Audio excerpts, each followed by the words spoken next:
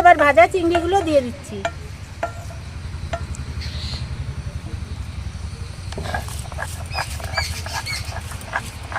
এবার এই চিংড়ি মাছ আর কাঠুল একসঙ্গে বাটবো।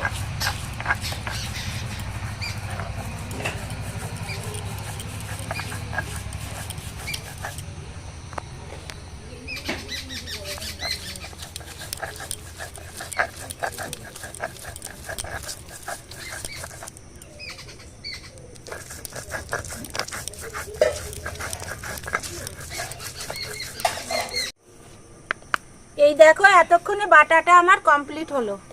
বাটার পরে এই চিংড়ি মাছ মিলানোর পরে রংটা কি সুন্দর হয়েছে দেখো, জিভে জল চলে আসে এখনই।